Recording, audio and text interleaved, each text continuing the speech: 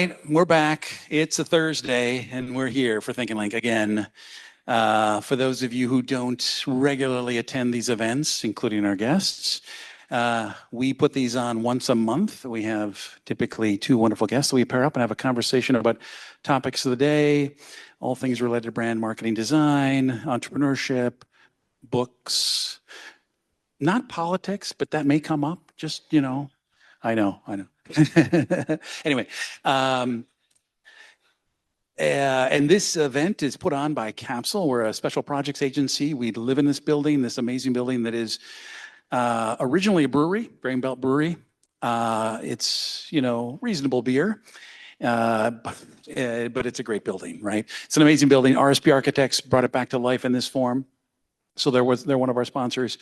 Lake One is one of our sponsors as well. And if you have never met Ryan Rudd of Lake One, every time we do this, for those of you who know, everybody has to look up Ryan Rudd on LinkedIn and send him a message. Say, I want to link in with you, Ryan Rudd. He is the shyest sponsor we've ever had. He's been to one of our events. God, if he came a second time, it would freak us out. I don't know what to do. He is exceptional at HubSpot. We love Ryan. And then August Ash, who's a developer partner of ours, has done an amazing amount of work with us. They're also a sponsor of our wonderful events. So, and my co-host, Abby, down there. Hello. Here we go. Hello, everyone. We are live. Awesome. And we've got Steve and Doug, both of which have had really impressive and interesting careers. Steve has authored a book. Doug has authored a career that's really, really interesting. Doug has read a book, which he enjoyed. Now you know this is going to be fun, right? So I want to make sure Abby gets to introduce herself. Before that, I want to make sure that everybody knows how Doug and I met. You know how we met, right? In prison, right? Didn't we meet in prison? We're on the prep call, and he does my prison joke, which people are, come up here like, how did you two meet? Well, like in prison. I've been doing this joke for way too many years. He does the joke before me. I'm like, did you know that's my joke? Anyway, it's probably not my joke, probably somebody else's. Anyway, Steve, this is going to be amazing. It's going to be fun. We're not going to talk about governorship at all. At all. Nobody's going to ask any questions about it. It's not going to come up, I'm sure. Let me hand it over to Abby before we have anything. Oh, yes. I'm supposed to do this. Actually, you're supposed to do this. Pick one of these. So Capsule is 25 years old. Yep, I started when I was 10 with my co-founder, Brian Aducci. He was 13 or 14. He's older. Anyway, give me a name off that. Robin F. Robert Francis. Congrats. Fellow Northfield Raider. We went to the same high school. Nice. I promise I didn't cook the books, but there it was. So after we're all done, you get a free poster. Those are our values in poster form, whichever one you want, whichever one. And for the rest of you, if you want to buy one, we got a nice young man over there who is our intern. He said he was going to take a bow. You going to take a bow? This is awesome. Woo! Blew that. Nice. Okay, he's selling the posters or the cards. Feel free to buy a poster. Alex is exceptional. He's great. He's our summer intern. Okay, so now we got the poster going. Now we're going to hand it over to Abby, and she's going to do a little intro or let you intro yourselves, if you don't mind. We'll start over here, and I'll just pass it down the line. I'm Abby Kelsey. I'm a social media consultant that specializes in LinkedIn. And then additionally run an organization called Marketers Community, where we bring marketing leaders together for workshops, marketing leadership peer groups, and events. Good afternoon, everybody. Doug Martin. I'm the Chief Marketing Officer at General Mills, and I've been at General Mills for just about exactly 20 years now. So it's been a minute. Yeah. Woo-hoo. Hey, everybody. Steve Grove, the CEO and publisher of the Minnesota Star Tribune, originally from Northfield, as I just mentioned, but spent most of my career in Silicon Valley at Google and YouTube. My wife, Mary, and I moved back here about 7 years ago with our little one-year-old twins at the time and left Google to join government and now in media and enjoying a really unique chapter at the Star Tribune where I'm sure we'll talk a lot today about what we're trying to do at this trip, but trying to bring it into the modern digital media age, which is a great project. Awesome. the red thread, if you're wondering why the hell we have Star Tribune and General Mills on the stage, nourishing content, nourishing food, both kind of publishers, right? Yeah. Anyway, so there's some, we'll find some commonalities here, I'm sure. Abby, I'll let you take it away with the first question. Yeah, so, well, first of all, let's just kind of get into your background. You said 20 years at General Mills, so just kind of share a little bit with us about that journey and kind of what you've experienced so far. Yeah, so I had various roles kind of in the retail industry. I was a buyer at the Gap in San Francisco, and I didn't know what the future of fashion was going to look like. So I was like, I should go somewhere else. And so I came to General Mills with the intention of kind of like learning how to do marketing and learning how to run a business. And it felt like coming to brand management at General Mills was a way to do both of those things. So been there for 20 years, worked on a lot of different brands throughout my time there. I've had a chance to work on Cheerios and Nature Valley and Yoplait and in our organic division. And then about 3 years ago, moved into a central role in marketing where I can sort of help steward how we collectively think about growing brands at General Mills. But it's been a lot of fun, and I, think I've learned a lot in that time, and that's why I'm still here. That's awesome. And then, Steve, tell us a little bit more about your journey from Silicon Valley back to Minnesota, the winters, all of the. Yeah. Well, I grew up in Northfield, like I said, and coming back home was never necessarily on the radar, but you have kids, and my wife jokes that every Minnesotan has a homing beacon inside of them, and when you have kids, it like goes off, and you have to sort of follow it back to this great state to raise your kids in. So we've done that. It's been a really fun journey. My wife's originally from San Diego, so a shift for her too, but it's been good. I came back working for Google and loved working in tech and loved working in the Valley too. We were both starting to feel like it was a bit of a bubble, and that as technology shifted to being simply upside, which was kind of the view we had for most of our careers and what I might call the utopian phrase of the internet, where it was just like everything's new and we've democratized content and what could go wrong. I think we all began as a society to realize a lot's changing quickly. And my wife had been looking at tech ecosystems across the country outside of just the typical ones. And we had found in Minnesota, there was actually some pretty significant and exciting momentum here. So it was part family, part career. We came here. I liked working for Google remotely for a while, but felt like, gosh, maybe doing something rooted here in the state that we've chosen to raise our kids in could be interesting. And then went into government and worked for Governor Walz for 4 years as the DEED commissioner, which is like workforce development and economic development. Came in kind of thinking this would be a job about growing jobs and building our startup ecosystem. And of course, we had 3 years of some pretty tragic and challenging events that everyone in this room had to navigate in one way or another. And instead of government, that was really what most of my job was about, was navigating the pandemic alongside some really amazing public servants. So I enjoyed that. I did not have newspaper publisher on my dance card or my radar, if I'm honest with you, but I did always love news and media and had worked in that space a little bit at Google.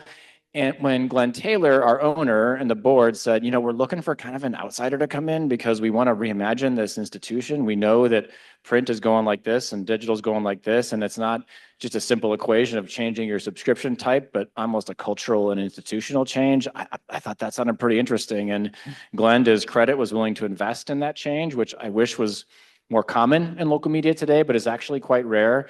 So it's been a really, really powerful experience to get to try to do that with a great team. And we're on our way. We're certainly not there yet, but it's been a worthy journey, and one in which, I don't know, I'm kind of pulling both from Google and from government when you think about the lessons you need to change an institution. And we're learning a lot. I love that. So when you think about that in a rapidly changing industry, right? What does the long-term vision look like right now? For the Star Tribune? Yeah. Well, we hope to be the leading model for local news in the country. And you think about the Wall Street Journal and the New York Times as kind of, I would argue, kind of the national media models most people look to. There isn't quite the same thing in local.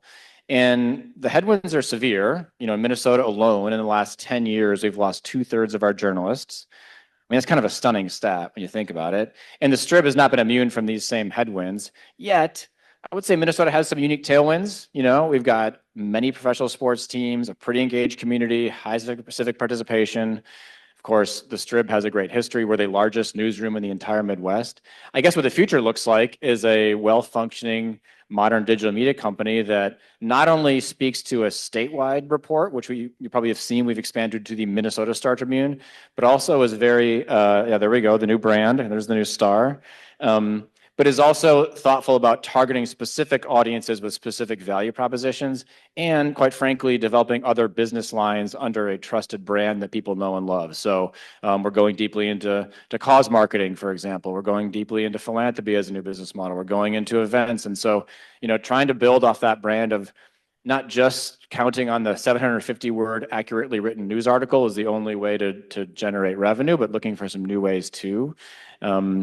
In a more dynamic environment. So we're on our way. I wouldn't say we've figured it all out, but it's a culture change, which is a significant shift. It is kind of fascinating that you come from an industry that kind of destroyed the print media world, and you're now going to save it. You're like, it is. That's a good. It is interesting. Right, Minnesota right, way to put right. it. Yeah. Google gobbled up the ad market. I mean, we still do good ad sales, and I see John Christensen here, who's on our ads team for the Strib, and is a great new leader for us. And we have one of the best ad teams in the country, and it is a shell of its former size. We're doing some really innovative things there. But you have to count on digital subscriptions and other revenue streams more so than ads these days.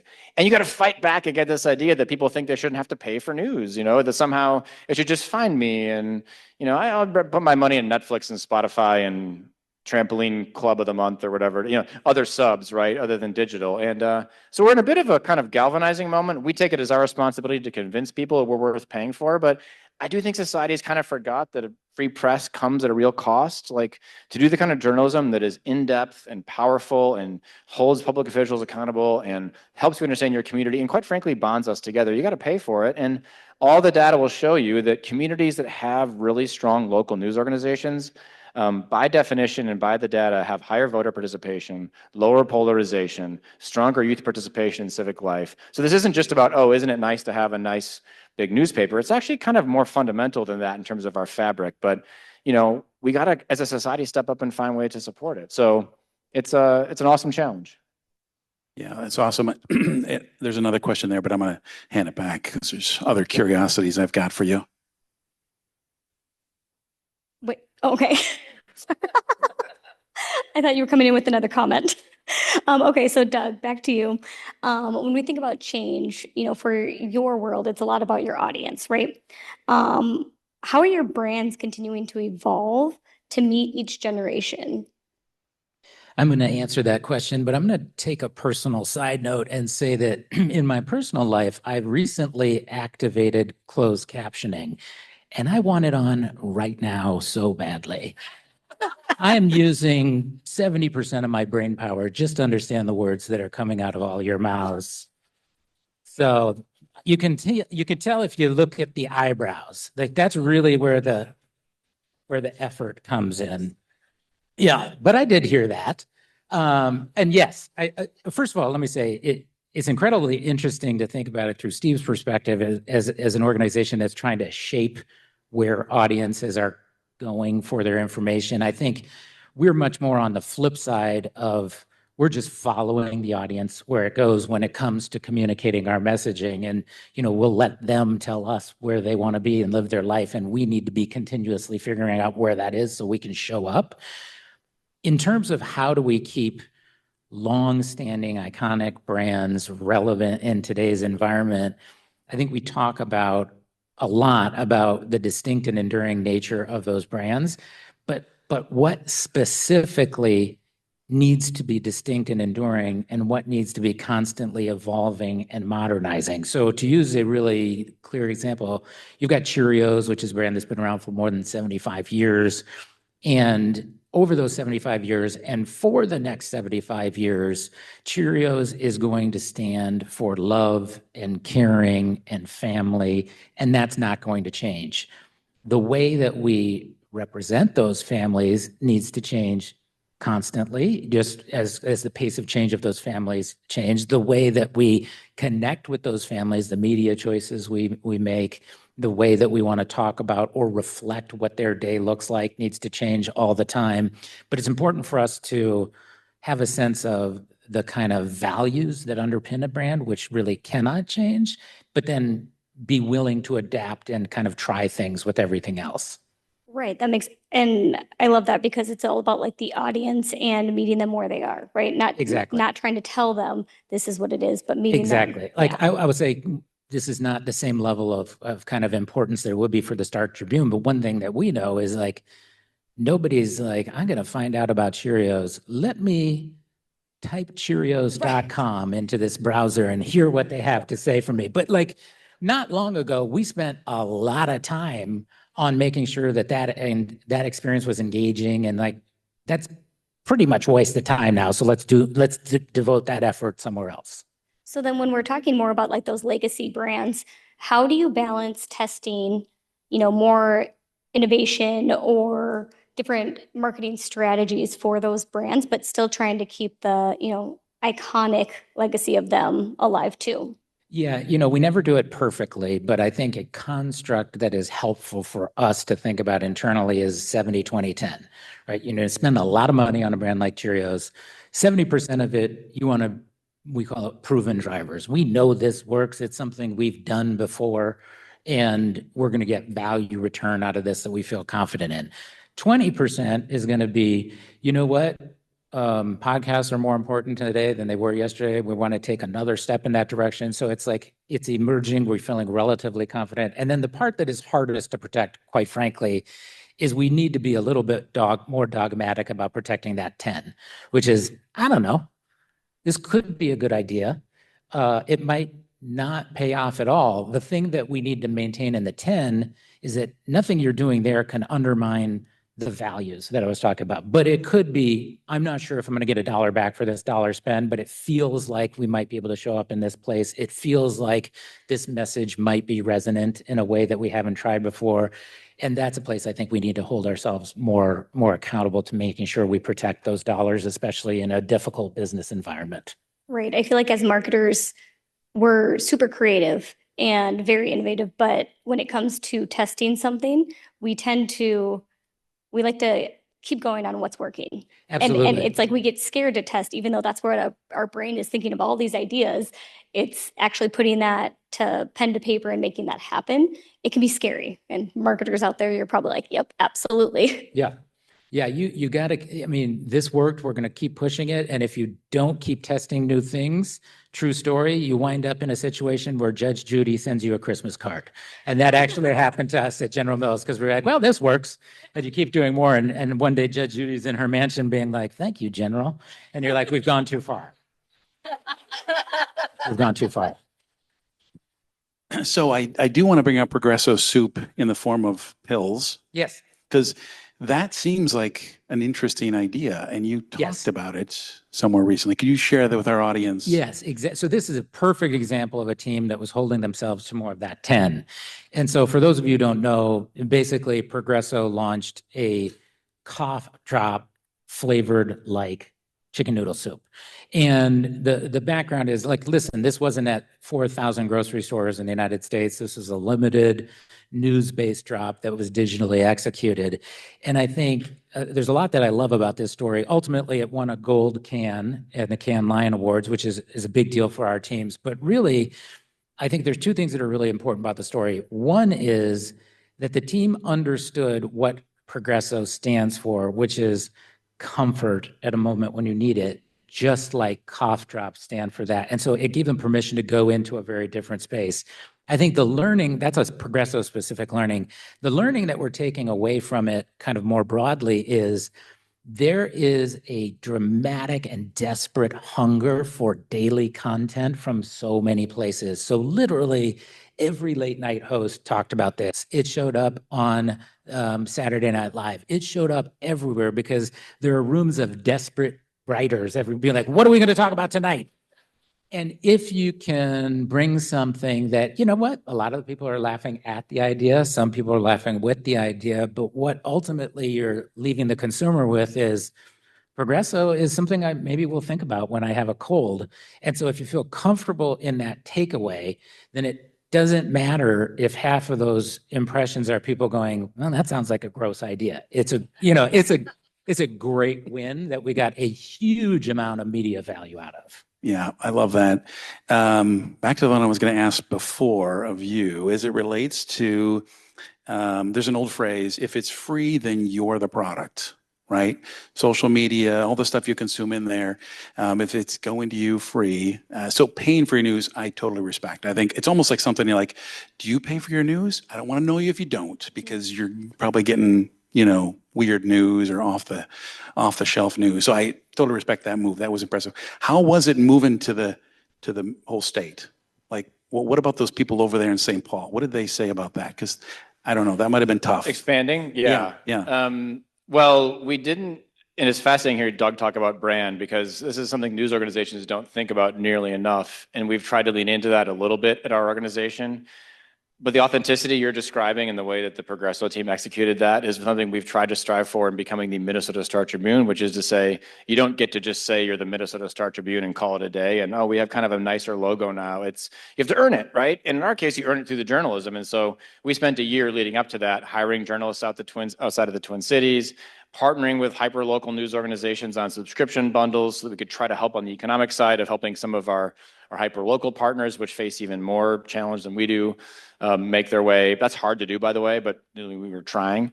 And so we wanted to be authentic. Also, our intention was never to say we could replace like the Northfield News. Like, we're not going to be there for the high school volleyball game, if you will. We think somebody should be. But to try to tell a broader statewide story. I just saw a survey last week, came out by YouGov. The #1 state in the country for having a statewide sense of pride is Minnesota.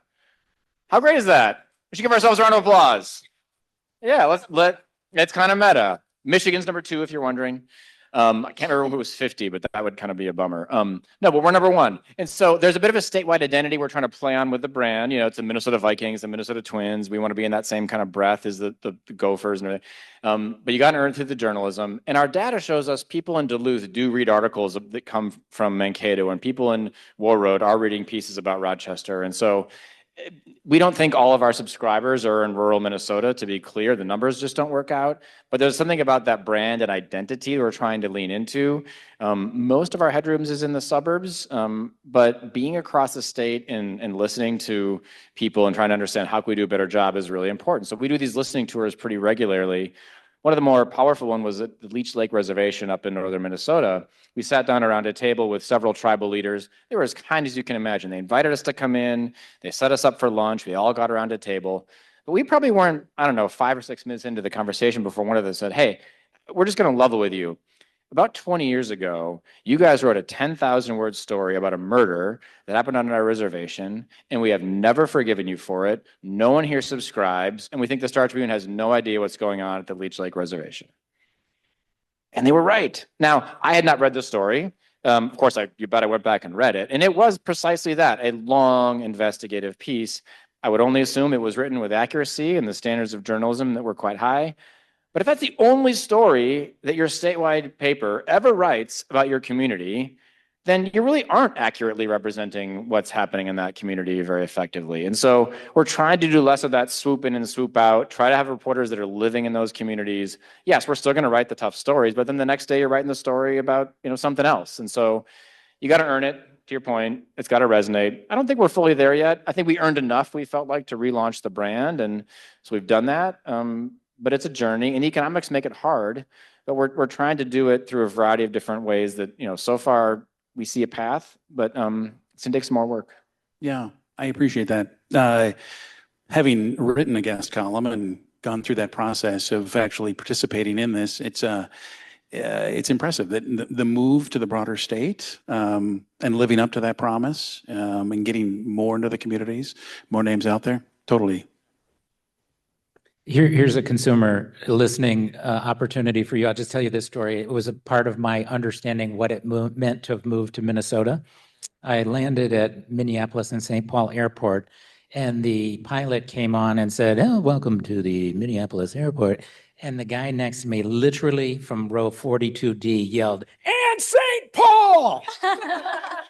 So while there is a strong state sense of identity, there's also individual communities that care about getting their shout outs. I love that. Yeah. Was he Irish? There's a lot of Irish over there. Only in this particular retelling did that take on a weird Irish accent. Yeah. Fitting, very fitting. I love it. Okay, so kind of transitioning a little bit into more of like insights of your day-to-day. Steve, I'm going to start with you. what have been like your most meaningful metrics outside of revenue that you're tracking and, kind of showcase success for the Star Tribune? The answer probably 8 or 10 years ago would have just been purely session counts. Like how much traffic can you generate? And we care about that, to be clear, more from an impact standpoint of, are we reaching audiences with our work? I think today it's probably more conversion metrics on subscriptions and engagement data. For a long time, newspapers like ours kind of took pride in being like the paper of record. Like it didn't happen if it wasn't in the Minnesota Star Tribune. And we really can't afford to think like that anymore. I don't think any news organization can afford to think like that anymore. So we talk more about going from a paper of record to a platform of relevance. And I'll give our newsroom credit for this. I mean, our journalists are looking at data in ways they never have before. We've invested in some tools that help us see more clearly what are the articles, we call it paths, but like what are the articles that were on the path to subscription for any one person saying, you know what, I am going to subscribe, right? And if your piece lands on that kind of path data, then we're ranking it higher and learning from it, like what's converting people. And it's kind of inspiring, actually. Like the stuff that converts people isn't just cat videos and sort of that kind of thing. It's actually the deeper stuff that feels like it's integral to your community, that offers a solution, that takes a deeper take, that feels worthy of money than simply eyeballs. So that's been helpful. But engagement's the other big one, right? And here we have a ways to go. We have a comment section. It's okay. It's not great. Like there's a lot of innovation in comments that I think we haven't leaned into, but the desire for any media company today to be relevant is usually rooted in not just comments, but comments is a good example as any, of people really engaging with it, of scrolling all the way down to the page, of having read the thing, of starting a conversation around it. And I think for many years, quite frankly, media companies like ours and many others just kind of ceded that ground to social media. And now the social media, I would just argue, and again, having worked there, I worked at the most successful social media company of all time, Google Plus. If you've heard of it, it's like the most viral social platform ever. Circles. Wow, somebody actually used it. I think to the detriment of news organizations in some ways, we ceded that ground to social platforms. I would say today, it's kind of coming back around where, frankly, a lot of these platforms are not particularly robust, and Twitter has become, frankly, a bit of a cesspool. Facebook is disinvested in news. I think there's something to capture there about people wanting more conversations and engagement that feels a little crisper and more connected and authentic. So not that we're going to invent the next social network, but engagement as a metric matters to us. Yeah, absolutely.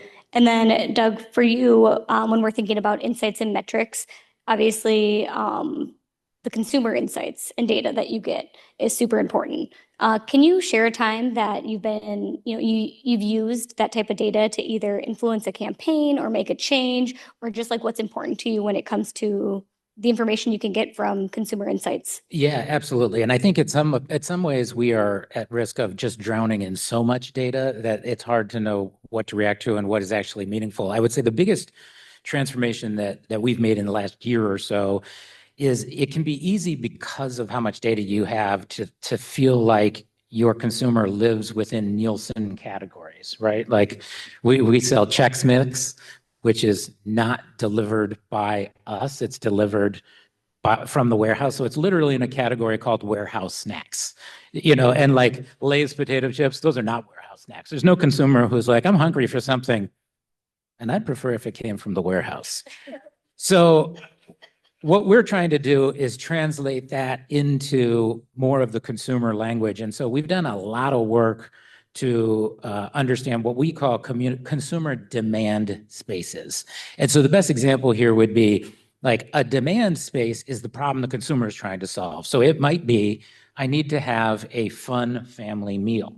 And if we sell Old El Paso tacos, then it's really important for us to realize that it's not just that there's a different taco choice that you can make, it's that spaghetti kicks ass, and so does pizza. And so how are we going to position ourselves? And so in that particular case, we love the fact that, taco night, people love it because everybody gets to customize their own thing, right? So that's a win for us that we're very excited about. But when we look at pizza and pasta, we're like, ooh, there's some pretty obvious wins for mom there. Like that's pretty easy. It's less messy. And so it reframes for you where you may be winning and losing in the real world for a real consumer versus within the category that only you spend 40 hours a week thinking about. Absolutely. So going into the topic that always comes up, AI, if we can go there. Steve, with AI, automation and everything going on, it's reshaping what we're seeing online, journalism, and all of that. So how are you leveraging AI at the Star Tribune and kind of just your insights and thoughts on that? Every company's trying to figure this out. And I would say for some industries, and I would put media at the top of this list, it's a kind of existential question, because if you can get your answers from the landing page of Google's search results and not click on a blue link, then how are you going to find us, right? Like Facebook's kind of gotten out of the business. I mentioned social's decline. It is hard in the same way that it's hard to get somebody to come to Cheerios.com to get them to come to the StarTribune.com. It's just like it's for our habitual loyal users, it's there. We need to invest in it, but we face some basic, fundamental, existential market challenges with how people consume content. On the same end of the same conversation, there's tremendous possibility for us. I mean, we're already using it to better understand the facts that are existing on the web. Of course, we check everything and fact check it. We're not going to go in the direction of robot reporters. We're experimenting with different platforms. We're released a culinary compass recently that uses Gen AI to trove 158 years of recipes on the Minnesota Star Tribune and surface them by different categories that are useful. So there's some kind of unique data sifting components there. We're going to do something similar for the State Fair coming up soon with State Fair Foods. On the back end of our industry, there's a lot of components to what we do around copy editing and layout and design that you can imagine can now be done in other ways. And so we're trying to be carefully and calculatedly looking at how we can do that in ways that both preserve journalism and its core integrity, but also are just frankly more efficient on some of the rote tasks. So there's that. But I would say we're wearing two hats.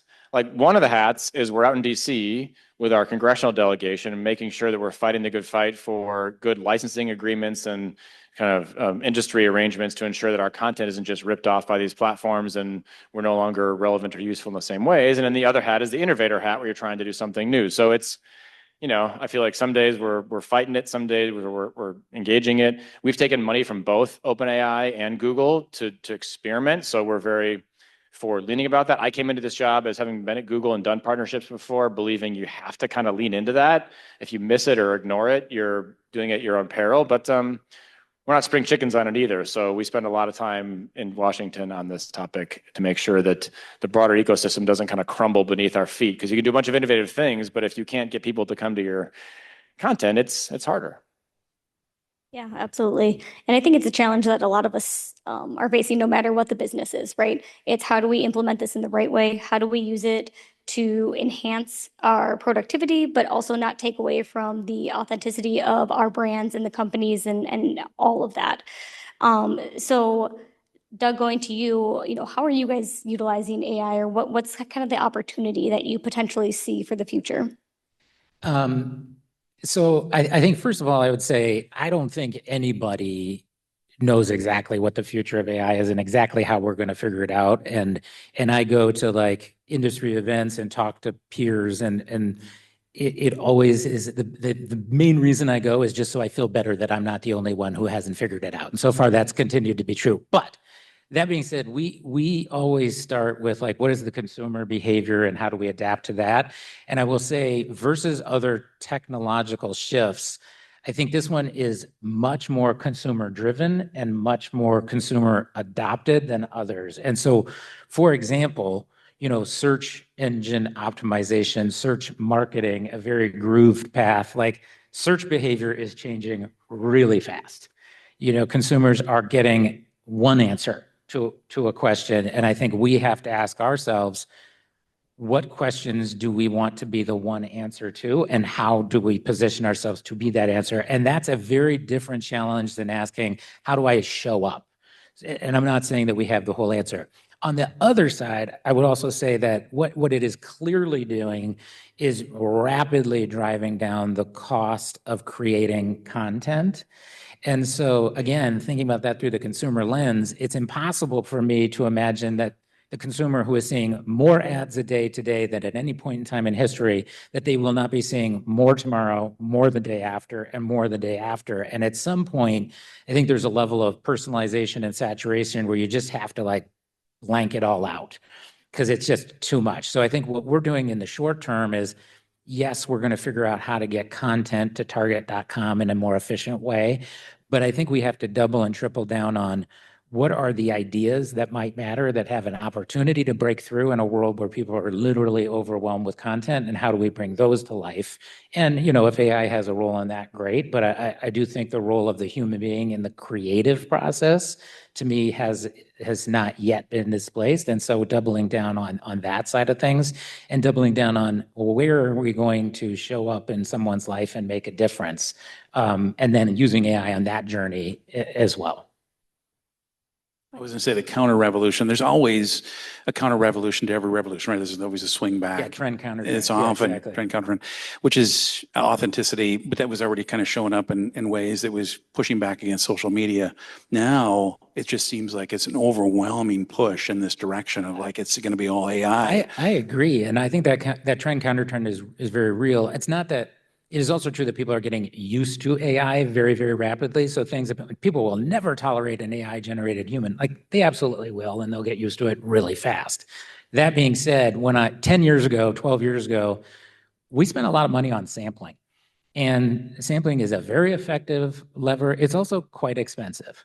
And so we moved away from it. I think in a world where people are inundated with digital content, we might have to relook at maybe we need to spend more time thinking about how to get this delicious product in their mouth. You know what I mean? So I think that's one of the ways we'll think about trend, counter trend. Yeah, the human back in the process. Yeah. When it really started to hit really hard, I looked at Google and thought, how the hell is Google going to compete? I mean, I'm going to ChatGPT I've changed my search natural in the bar to be ChatGPT, which is kind of annoying, actually.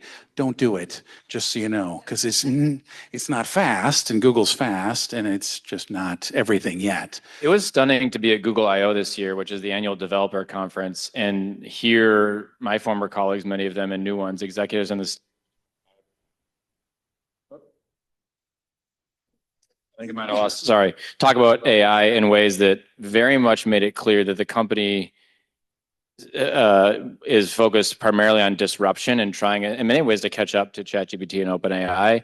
Sitting in the audience as a publisher, I was waiting for them to say, and then we're going to make sure that, and then we're going to make sure that never came, because I think they're in a different orientation now in the market compared to competitors. And so it was kind of an interesting revelation to see that. And to your point on the counterpoints and the authenticity, I do think there's a natural desire. I don't think like people woke up one day and said, we don't want to know the truth anymore. Or we don't care about journalism, or we don't care about, facts, but it's our job to make sure they can find them. And I would hope a little bit that in this period of figuring out precisely where AI lands, there is a degree of people wanting to come back to trusted brands and say, okay, we know if it's in the strip, it's true. And I think we have to play on that a little bit, right? If we just go all in on AI, we're forgetting that actually a human reporter out there with a notebook trying to figure out what's going on is irreplaceable by any machine, and you have to kind of make that case to people. Oh, that's awesome.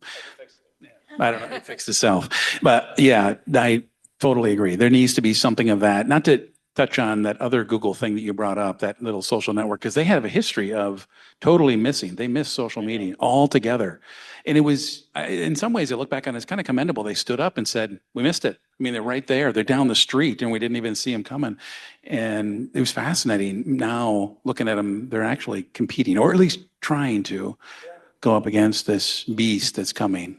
Yeah, anyway. Well, and I think too, because, so has anyone kind of played around with Google's AI mode? Right? So like, even if you test that against like your normal search or going to Bing, it's like, it's so much more customized to you. And so I can type the exact same question in 3 different platforms. And what I'm finding is that in AI mode, I'm getting ones that are more relevant to what I do, my title, my day-to-day life. And it's fascinating. With all of these changes, kind of let's take a look and kind of go into the companies that you guys and the teams that you're leading. So we have, trying to keep up with different audiences, AI, all of the things. How are you guys balancing, trying to keep that creativity and that passion and commitment for your company with all of the changes and people maybe feeling uneasy, anything like that? Well, I will say certainly it is a time where it's hard to look at the industries, I think that we both operate in writ large and not imagine how AI is going to transform them radically over time. I think for me, there's a couple of things that we're doubling down on. One is we believe that brands have an opportunity to, we always say, solve problems, deliver joy. So trying to bring it back to put that consumer, a real person in the middle of the room and say, what are we doing, with the Pillsbury brand or Old El Paso or Cheerios to actually solve a problem for this consumer and do something or deliver a moment of joy or a moment of levity in a world that feels, stressful and overwhelming. And I think bringing them into the room helps. I think the second thing we're doing is talking a lot about individual learning. We're just in that part of our year, we're setting our individual kind of objectives for the year because we have a non-calendar fiscal. And every person in our organization should have a personal goal about how they're going to leverage AI to learn, grow, et cetera. And how can they leverage that to maybe do more of the work that they personally find interesting or rewarding. So I think it's very fair for every individual employee to look at the year ahead of them and say, sure, what am I going to accomplish to deliver X, Y, or Z business objective? But at the end of the year, how will I feel better about the skills that I've developed, the employee that I can be, and is what I'm working on at work developing something that I think will be important in the future? And if you feel confident about that, that's about as best you can do in this environment, I think. And I think that's an effort that's worth taking. I love that. Absolutely. What about for you? Yeah, I love that. I mean, you putting the love into the product, into the brand, the team putting their love into it shows up for the audience, for the consumer, for the person out there. Someone actually cared enough to do something. The details are right, that kind of stuff. It's very compelling. Before we turn to we almost at the time to turn to our audience for questions, which is where the show gets really interesting and dangerous. I want to make sure we don't forget to promote your book. Oh, thank you. Yeah. Right? I wrote a book. He wrote a book, How I Found Myself in Minnesota, the double entendre, which I actually do appreciate a lot. That's cool. It's a wonderful, I have not read it yet. I will, though. I will absolutely read it. It does bring about a theory. It's been going around out there, a theory about somebody here might announce that he's running for governor at some point in time. I know. I just had to do that a few times here. But I just want you to know that if you were to announce it, this is a good place right here, right here. And there might be a stipulation of announcing it in the Grain Belt Brewery building at some point in time. Yeah, it would be really good. Anyway. You write a book at age 47 and people think a lot of things, I suppose. I wrote it because I wanted to write a book. That was the purpose of putting this together. It was a fun thing to get to do. And I will say, how many people here are boomerangs, left Minnesota and came back? I don't know. That was me. And I think it's a pretty common thing. I do think to leave tech and to go into government is a slightly less common thing. And the journey I had there afforded me some, I think, fun insights about our state and its challenges, and also its promise. And the book goes into that. And it's a real personal story, too. It's about my wife, Mary, and I kind of navigating moving to a new place in your 40s and like, how do you make friends in that environment, and reconnecting with family and my faith journey. And we had talked pretty openly about our fertility processes as well. And I think it's, I don't know, it's just meant to be an honest look at what it's like to kind of come back home, if you will. And I hope it resonates with folks. It's been fun to get to write and share with people, and I'm enjoying it. So yeah, thanks for letting me show it to folks. And if you want to take a look, please get a copy and tell me what you think. And there'll be a link going out after the events. You'll get it in that form, of course. Governor, you would make an exceptional governor. Let's be honest. Really, come on, right? I would like, wouldn't he be? I've listened to like 10 of your interviews and they're all perfectly spot on. It would be good. It would be refreshing. Anyway, do you want to turn it over to our audience for questions for the governor? I mean, for Steve? Not everybody at once. Okay. Hi, thanks. I'm going to continue with the nourishment subject. You both make products that in their purest form should be really healthy to people, but sugar gets added or biases get confirmed or marketing happens. And how do you balance that? How do you balance the need to make what you both know is really solid, healthy product with selling that same and distributing that same product? I can start and say that I think part of what we try to do at General Mills is create options for people, and I think first of all, the previous question about like, how do you get people excited? I think the people who get up and go to work every day at General Mills are some of the most like passionate and engaged people that I've ever worked with. And I think we fundamentally feel great about the stuff that we're making. And we are also always thinking about what the consumer wants. How can we make it better, whether it's healthier, tastier, more convenient, et cetera. So I think it's a constant balance of sort of a little bit of all of the above to appeal to a wide range of consumer preferences. Yeah. I guess the sugar or the downside of media is more commonly probably looked at as like misinformation or I guess biased news coverage. We certainly try to keep very separate our opinion section and our news section. I would say the media literacy of that is declining by the day. I think people can't always tell the difference. But I would say this too, and our team has done a nice job, I think, of re-examining this. There's a lot of news fatigue out there right now. A lot of people, how many of you have taken like a news vacation over the past couple of years? Like the headlines are exhausting. I mean, I've even done that.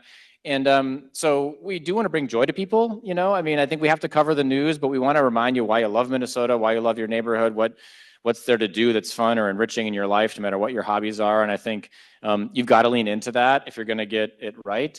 And we've gotten some good advice from people on the outside on that. We have the team from the Socialites here who are helping us think through the influencer ecosystem and how do you partner with, folks who might not quite be journalists, but they bring a new audience to it. And so I think we can do that in some brand safe ways. We'll find out. But we've got to take some risks like that if we're going to bring joy to people too. If every day you read the Strib and you're like, oh, which is probably true for any publication, it's just harder to build that loyalty. And so I hope we can navigate it. But it's a great question because it takes a lot of care and it takes a good editor and a good newsroom to get that right. I love that. And congratulations to Socialites, because that's really cool. I've been consuming your Instagram, has been a nice little bit every once in a while. Yeah, it's really cool. Well done. So my question is about personalities. A lot of news organizations have personalities. The reporters become more than just the reporting. Same with General Mills, with products kind of having more of a personality. How do you feel about that in both your roles? I mean, I would just say we try very hard for our brands to be clear about what their personality is and consistent about it. It's one of the things we talk about. A brand needs to show up in a lot of different places. And one of the analogies I use is that you as a person show up at work versus with your kids versus at church on Sunday versus with your college friends in slightly different ways, but you have a consistent personality. So we try to think about what that is for the brand, where it can flex and how it shows up different in different places. But we're trying to strive to be more than, a set of claims, a logo, and a color. I love that. I think, people are attracted to relationships and human beings. And I think media that tries to be more of an ivory tower suffers from that lack of connection. In many ways, though, it's an old idea. I mean, Sid Hartman was around forever and people would subscribe just for Sid. And so most news organizations right now have disinvested from opinion coverage because it's fraught with some of the challenges that Glenn mentioned before. We've kind of gone in the opposite direction, but not to focus on the institutional voice, but more on personalities. So we have this whole framing around Strib Voices, which is a broader cross-section of people writing for us and bringing their personalities to our pages. We need to do more in video, though, and in mediums that are native to younger audiences to land that right. But we want you to know who's writing what and why, and to get the background on why they're there. And I think that builds trust in ways that, in some ways, newspapers have ceded for some time. So it's important for us. This is for Steve. Some of us might think you can be a much better leader in Minnesota as a business leader than as a politician. I don't know what you're talking about. Exactly. And there's some unique things about Too loud? Okay. Some unique things about Minnesota. We have the highest percentage of Fortune 500s per capita. We have the Braver Angels movement here trying to get the country beyond left versus right. Is that too high? And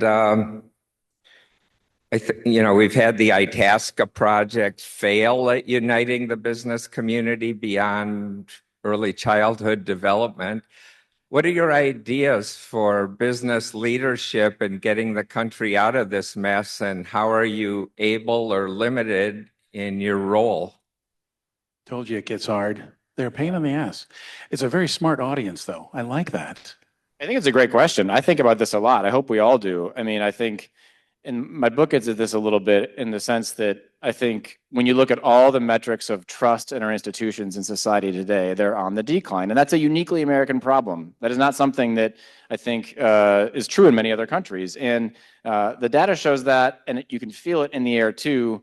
I have felt in moving from Google to coming back to Minnesota and moving from a company that is by nature, globally scaled to, local government and now local news, that I think going local is a big part of the answer to how you rebuild some of that civic fiber. For all the reasons I think we just intuitively know. I mean, when you go local, the tangible results are there, polarization is lower. You got to fix the pothole no matter what your view is on abortion. So I think there's just like ways to connect locally that are more powerful. I would argue too that when you look at what's happening in DC with Doge and the kind of response of this administration to the true fact that people do distrust institutions being simply to make them more efficient or try to sort of in some ways destroy them or eliminate them is maybe not the right answer. But what we do need at the local level is innovation. We do need to focus on giving our public servants a chance to try new things. We need more people to try it, to go in and out of business and politics. I think you're right that you do need leaders in both spaces, but to go back and forth is kind of how our founders intended it. So I do think there's hope in Minnesota getting that right. I share a bit of the concern. I think you're lifting up on the business community here, having a moment of trying to figure out how do we engage in ways that maybe 20 years ago, the Richard Davises and the Doug Bakers and many others did. But I think the power dynamics are different now too, actually. And it's not just a bunch of CEOs are going to come together and figure it out. I actually chair the Itasca project now, and we're trying to figure out how we construct that thing in a way that feels a bit more accessible and less like just a group of CEOs are going to solve a couple of problems. So I think it's going to take some new paths. I think Minnesota's a good place to get it right. But it's going to take a community that is invested in it. And that's events like this help, right? Because we get together and we start talking about these things, and that actually does build momentum. So I think Minnesota's a good shot to do it, but it's going to take a lot of folks leaning in. Love that. Great answer, Governor Grove, or Groovy. Right? It's going to be good. It's going to be good. I can tell already. Other question for the audience? Anyone else? Yes. Oh, this is going to be good. This is Dustin. Thanks, Aaron. This question is sort of similar, but even more focused on community. And I'm curious, I'm going to put forward something, and I'm curious for both of your reactions. And that's community is ultra important to our future, getting out of existential crises like climate change, and just moving forward is a country that's politically divided. You've mentioned, valences of some of these things already. So what I'm interested in is what brands can do to help form communities, help create communities that are stronger. And I'm going to put forward the idea that brands aren't just vessels for community, places where communities can thrive, but they need to push people to become communities. So I'm curious how you would see both of your brands pushing people to become communities, especially in ways that they're both vetted through algorithms that are intentionally designed to create communities that are maybe further apart than they might otherwise be. Damn. Sure. Yeah, that is a good question. Well, we could talk for hours about this, but I would say at a basic level, as we've reimagined our mission and vision at the Strip, we've really leaned into the word community as an important piece of it, which is to say that your stories unite us, right? I'm about halfway through Yuval Harari's new book, Nexus, which is about kind of how human beings are different from animals, and the fundamental thing is that we tell stories. That's what's allowed civilization to thrive and grow, and it's really the job of journalism in many ways to get that right and tell stories that do connect our communities in some meaningful ways. So I do think media plays a role in it, but brands do too. I mean, you congregate around shared interests, and it develops a deeper connection that can lead to a stronger sense of who we are. I don't believe that it's inevitable that community is going to continue to desecrate in the same way that Bowling Alone predicted 25 years ago. But I do think when you look at the fact that 40 million less people go to church today than did 10 years ago, for example, and that our kind of basic civic infrastructures have given way to some sort of harmful online trends. If you've read The Anxious Generation, you've seen and watched some of these trends that are somewhat troubling. The answer isn't the internet. I do think the answer is our physical community, but we have to feel a sense of agency about it. And I think too often folks in the community, they say, well, the technology is washing over me. It's so fast, I can't do anything to control it. AI is coming. It feels very kind of powerless. And actually, I think that's important for us to remind ourselves that, in fact, we do have the power. We get to choose every day how we interact and engage. And investing in people outside your front door makes a difference. So whether that's through journalism or brands, I do think we have the power to do it, but we have to collectively decide that it matters and not consider that the internet will fix it for us. Yeah, first of all, I would say, appreciate the premise of the question. One thing about General Mills is that General Mills does not go to market as General Mills to the consumer. And so as a company, we're very proud of General Mills, and we have like a hugely actively engaged volunteer organization. Like 85% of our people volunteered in the community last year, and we feel great about that. We feel great about the team getting together for Habitat for Humanity days or whatever else. On the flip side, the reverse of your question is also very, very true, which is that nobody woke up this morning and said, I wonder what Nature Valley thinks about Doge. And I say that because there's actually a very active push for brands to stay out of things that are not specifically relevant to them. So the thing that we talk about internally is you have to make choices. And when you make choices, you make a commitment. And when you make a commitment, you stay committed to it for a long time. And nobody thinks about our brands as much as we do. And you have only a limited impression that you can make. And so in that Nature Valley example, Nature Valley has been supporting the national parks and preservation of the national parks for about 15 years. And that's, could we do more? I'm sure we could, but we have to kind of figure out what our lane is, where we have a right to have a point of view, and then really be committed to that point of view. And we have to do that brand by brand by brand. Awesome answer. I wouldn't expect nothing less of the level of professionalism that comes out of General Mills and thinking about brands and not getting involved in politics. It's been the worst thing that's happened in the last decade is brands stepping into politics and pissing off half the people and then pissing off the other half of the people and then going, why don't they like us anymore? Well, because you did that. It's impressive that you stayed out, and I didn't even note it until just this moment that you've been really nice about that and staying core to what the brands mean. And to answer your other part of that question is just screw the algorithms, right? I mean, just go the opposite direction. Think about what the algorithms are thinking about you. And I'm not doing that. Just be a little bit different. I think it's kind of helpful and healthy for all of us. Got one more question from our audience. We got. Señor Gobernador. Now, I may be talking to Aaron or Doug. You may run for governor too. I am reading the book, read by the author. I love it. I cannot wait to hear the Spanish version sometime. And talking about community, I know General Mills has Que Rica Vida and many other great Hispanic, Latino, Latinx, Latine marketing communications programs. Star Tribune. The community is very multicultural, multi-ethnic, with Somali and Spanish and many other languages besides English. What is the view for both of you in communicating even to a second, third generation of people of pure or mixed ethnicity who still embrace the language and the identity, even though they're Americans? Many of them are what people who say, we call them the 200%ers. 100% Latina, 100% American, or Hmong, and they speak Monglish, they speak Spanglish, they speak all these languages. I was actually gonna talk about the 100 thing before you said it. So for us, I think it's really important to understand where people are in their journey as it pertains to a particular brand. And so I'll give you a very specific example. Pillsbury is one of our biggest brands, and the brand is actually growing with Hispanic consumers, but really in the cookie area. This is a product that it resonates, it makes sense, I get it, I love it, and now it's in a fun shape. for the holidays, say no more. My point being, like, there's not something specifically different we need to do other than to show up in the relevant place in the relevant language.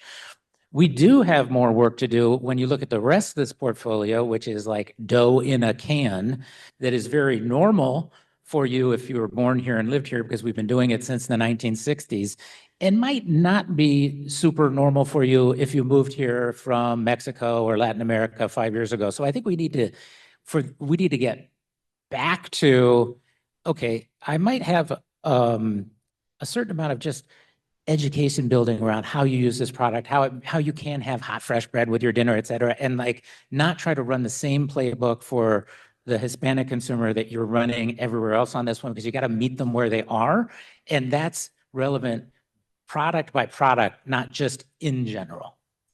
Yeah, it's fascinating. I think there's a technical and a personnel answer to your question. The technical answer, I suppose, for journalism is simply, we do in spot cases right now, translate pieces into other languages if we know the community that the piece is written about will benefit from that, but it's kind of piecemeal, and I think there are solutions on the way that will help us do that at a far greater scale. They're, again, technical. But for journalism, part of it is hiring people from the communities themselves to write the stories, right? If you're gonna write a more thoughtful story about whether it's the Latino community or the Hmong community or Somali community, you should have reporters that are from the community working at the institution rather than just those who kind of visit and check it out and write. And it's not to say you can't write about things that aren't from your precise background, but I think that's part of the cultural transformation we have to go through. So we have some goals on that front that, you know, they're both, I think, good for us as an organization, but they also make good business sense because you can write more effectively when you've walked a mile in those shoes. So, you know, it's an important priority for us, and Minnesota's diversifying, as you know, in the next 10 years, about 70% of our workforce is going to come from communities of color. So it's only going to expand in its sense of, you know, opportunity for our state. Awesome. This has been absolutely fantastic from both of you, Governor, and our other guest over there. Kidding. It's gotten strange. I know it is. It's gotten into it. Well, I'm figuring now I'm messing with the algorithm, because now Google's going to see this and be like, is he governor? No. Is he already governor? Anyway. Thank you all for coming and enjoying this conversation with us. Thanks for having us. Thank you. Absolutely awesome. I love how this came together and you worked out. The pairing was awesome. Part of the magic of our series is the pairing. And sometimes they're so vastly different. And you two are actually almost like twins in a way. You're so close. We do not have a Think and Link in August. There's a big reason for that. We're turning 25, and that's a big deal.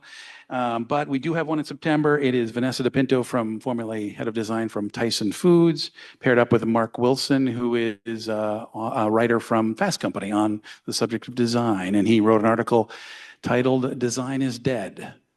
I didn't realize design was dead, and I never like articles that start with something is dead, because it's never really dead. Anyway, it was still a good article, and he's willing to come on the stage for us. So that's what we have in September. Thank you all again, and thank you both for hanging out with us. And yeah, that was awesome.